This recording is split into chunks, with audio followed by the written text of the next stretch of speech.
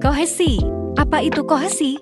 Menurut Kamus Besar Bahasa Indonesia, kohesi merupakan keterikatan antar unsur dalam struktur sintaksis atau struktur wacana yang ditandai dengan konjungsi, pengulangan, penyuluhan, dan pelepasan. Kohesi adalah keserasian hubungan antar unsur dalam sebuah paragraf. Jenis kohesi. Kohesi leksikal, yaitu kepaduan kata yang dicapai dengan pemilihan kata seperti dengan pengulangan, sinonim, antonim, dan hiponim, dan kohesi gramatikal yaitu aspek kebahasaan dalam wacana yang memfokuskan gagasan pokok dalam antar klausa agar saling terhubung satu sama lain. Contoh, Satung Bramastio membeli seekor kuda jantan. Ia menungganginya berkeliling kampung tiap sore. Dalam kalimat tersebut terdapat kohesi dengan peranti referen, yaitu Bramastio dalam kalimat pertama dengan ia. Dalam kalimat kedua, sejak pagi, Pak Slamet melayani pembeli dengan ramah. Pedagang yang sabar dan ulet itu baru beristirahat. Menjelang matahari tenggelam, ini juga termasuk dalam peranti kohesi referen, karena kedua kata yang digaris miring mengacu pada referensi yang sama. Koheren. Apa itu koheren? Koheren dapat disebut sebagai kepaduan. Koherensi adalah kepaduan antar gagasan di dalam suatu paragraf. Sebuah paragraf disebut paragraf berkoherensi memiliki koherensi kepaduan apabila mempunyai repetis pengulangan kata kunci, kata ganti, dan kata transisi. Jenis koheren. Koherensi juga dapat dibagi menjadi beberapa jenis, seperti koherensi kausalitas, koherensi kontras, koherensi aditif, koherensi temporal, koherensi berurutan, koherensi intensitas. Koherensi juga dapat dikaitkan dengan fisika, di mana koherensi spasial menggambarkan korelasi antara gelombang pada titik yang berbeda dalam ruang, dan koherensi temporal menggambarkan korelasi antara gelombang yang diamati pada saat yang berbeda dalam waktu. Contoh, kalimat yang menunjukkan sebab akibat. Kalimat kedua menunjukkan sebab akibat dari kalimat pertama. Misal, bekerjalah yang giat. Kamu bisa mengumpulkan uang sebanyak-banyak. Kalimat kedua menunjukkan bahwa orang yang giat bekerja akan memiliki banyak uang. Argumen yang masuk akal harus koheren. Misal, sudah kubilang kalau kamu tidak mengerjakan pekerjaan rumahmu, kamu tidak bisa menonton TV. Kamu tidak mengerjakan pekerjaan rumahmu, sehingga kamu tidak bisa menonton TV. Jenis kata hubung.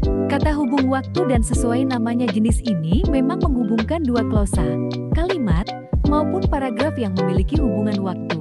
Contoh kata dan penggunaannya dalam kalimat adalah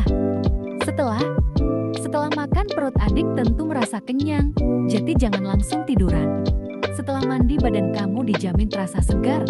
Sejak kapan kamu berdiri di situ? Adik sudah duduk di sana sejak jam 8 tadi.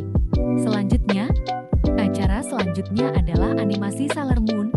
Pengisi acara selanjutnya adalah Bapak Kelai. Kata sambung pertentangan, yakni jenis kata sambung yang menghubungkan dua klausa, kalimat, maupun paragraf yang sederajat namun saling bertentangan. Adapun contoh kata dan juga contoh penggunaannya dalam kalimat adalah tetapi. Dia cantik tapi sayang terlalu realistis. Ibunya baik tetap anaknya punya karakter kurang baik. Melainkan, Irwan bukan pilot melainkan masinis. Dia tidak membeli obat di apotik melainkan di warung Pak Ahmad. Sedangkan, Ira ingin pamit sedangkan sang ayah ingin tinggal lebih lama. Uma ingin kurus sedangkan Ika justru ingin gemuk. Kata sambung pilihan yakni jenis kata hubung yang digunakan untuk menghubungkan dua kalimat, paragraf, maupun klausa yang tujuannya untuk memberikan atau menyampaikan beberapa pilihan. Contoh kata dan penggunaannya adalah sebagai berikut, atau kamu ingin membeli es krim atau buku. Apakah kamu ingin menjadi orang sukses atau sebaliknya? Ataupun, baik ayam ataupun daging sapi dia suka keduanya. Mau kurus ataupun gemuk, dia selalu terlihat bahagia. Maupun Dita menghabiskan siang maupun malam untuk menyelesaikan skripsinya. Baik naik motor maupun naik mobil, sepertinya Ika tidak mempermasalahkannya. Kata sambung sebab, yakni jenis kata sambung yang berfungsi sebagai media untuk menjelaskan suatu kejadian yang terjadi karena sebab tertentu. Contoh kata dan penggunaannya sendiri adalah sebagai berikut. Sebab, Adi bisa sakit sebab dia kurang memperhatikan pola makan. Mereka sangat berempati sebab mereka sendiri juga pernah menjadi korban. Ika memutuskan belajar giat sebab dia tahu belajar adalah cara terbaik untuk lulus tepat waktu. Hanya karena ingin kurus bukan berarti harus diet ekstrim.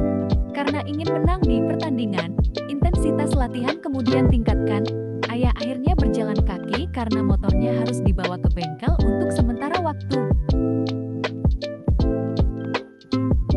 Kata sambung akibat yaitu jenis kata sambung yang memiliki fungsi untuk menjelaskan suatu kejadian yang disebabkan oleh suatu hal.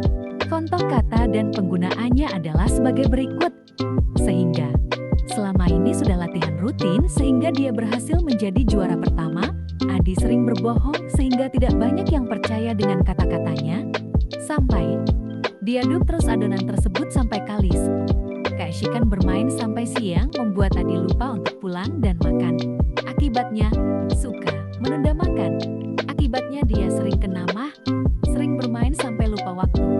Akibatnya dia sering ketinggalan pelajaran. Kata sambung perbandingan yang memiliki fungsi untuk membandingkan dan menghubungkan dua klausa, kalimat, maupun paragraf. Adapun contoh kata dan juga contoh penggunaannya dalam kalimat adalah sebagai berikut.